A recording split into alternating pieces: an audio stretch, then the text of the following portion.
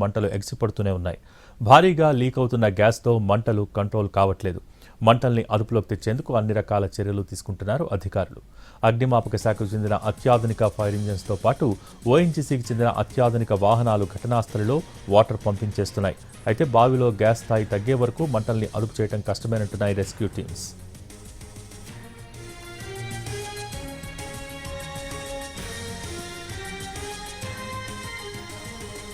అగ్నిమాపక శాఖకు చెందిన 2 అడ్వాన్స్డ్ వాటర్ టెండర్స్తో సహా మరో 4 ఫైర్ ఇంజిన్లతో మంటల్ని అదుపు చేసేందుకు యత్నిస్తున్నారు. 8 మంది అధికారులతో కూడిన 50 మంది సిబ్బంది సహాయక చర్యల్లో పాల్గొన్నారు. ఓఎన్జీసీ కూడా advanced water tender, multipurpose water tender, మరో వాహనంతో మంటల్ని కంట్రోల్ చేసేందుకు యత్నిస్తోంది. ఓఎన్జీసీకి చెందిన 20 మంది అధికారులు, 60 మంది ఫైర్ సిబ్బంది సహాయక చర్యల్లో పాల్గొంటున్నారు. అదనంగా మరో 20 మంది ఇంజనీర్లను నర్సాపురం యూనిట్ నుంచి పంపించింది. అంబేద్కర్ కోనసీమ జిల్లాను కొలిమిల ప్రాంతంగా మారుస్తున్నాయి బ్లోఅవుట్లు. చమురు, సహజవాయు నిక్షేపాలు వెలికితీత ఈ ప్రాంత ప్రజల్ని కుదురుగా ఉండనివ్వటం లేదు. ఇప్పటి వరకు భారీ స్థాయిలో 5 బ్లోఅవుట్లు చూశారు కోనసీమ వాసులు. ఎప్పుడు ఏం జరుగుతుందో తెలియక పరుగులు పెడుతున్నారు. మరింత సమాచారం మా ప్రతినిధి సాయి సుధీర్ అందిస్తారు.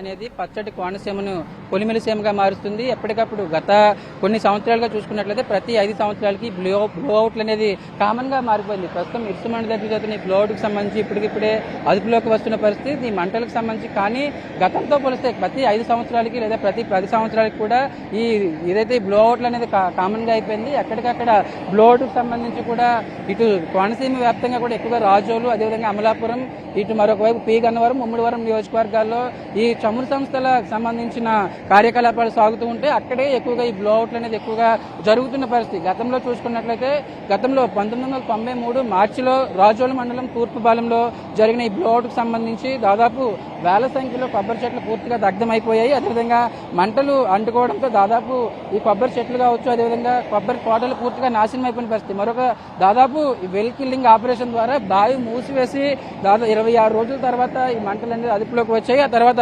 1995 జనవరి 8న డ్రిల్లింగ్ సమయంలో బ్లోఅవుట్ రావడంతో అల్లవరం మండలం దేవర్లంక పాసర్లపూడి 19 బావిలో దాదాపు 65 రోజుల పాటు బావిలో కంటిన్యూగా 65 రోజుల పాటు 1995లో ఈ మంటలు అనేది ఎగిసిపడడంతో అదే ఎక్కువగా ఇప్పటి వరకు కూడా ఇన్ని రోజులు మంటలు ఎగిసిపడడం అనేది అదే ఎక్కువగా. తర్వాత ఈ బీఓపీ అనేది మూసివేశారు. తర్వాత 1997 ఫిబ్రవరిలో రావులపాలెం సమీపంలోని దేవరపల్లి డ్రిల్లింగ్ సైట్ లో గ్యాస్ బ్లోఅవుట్ జరిగింది. దాదాపు 6 రోజుల పాటు కంటిన్యూగా మంటలు అనేది వచ్చాయి. అండ్ మరొక వైపు ఇది ఏదైతే అత్యంత విషాదం 2014 జూన్ 27న మామిడికుదురు మండలం నగరంలోని గేలుకు చెందిన ట్రంక్ లైన్ లో విస్ఫోటనం జరిగింది. ఈ విస్ఫోటనంలో ఇది దేశంలోనే ఇది ఒక పెద్ద ప్రమాదంగా చెప్పుకోవచ్చు. దాదాపు ఈ విస్ఫోటనంలో 22 మంది మృతి చెందగా 18 మంది తీవ్రంగా గాయాలయ్యాయి. ఎవరు ఎక్కడికి వెళ్తున్నారో తెలియని పరిస్థితి ఉంది. అసలు తమ చుట్టూ కూడా ఏం జరుగుతుందో తెలియని పరిస్థితి. రీసెంట్ గా 2020లోను కాట్రేనికోన మండలం ఉప్పుల్లో డ్రిల్లింగ్ సైట్ లో గ్యాస్ పేలింది. దీనికి సంబంధించి కూడా 3 రోజుల పాటు ఇలా కంటిన్యూగా మంటలు అనేది జరుగుతూనే ఉన్నాయి. అంటే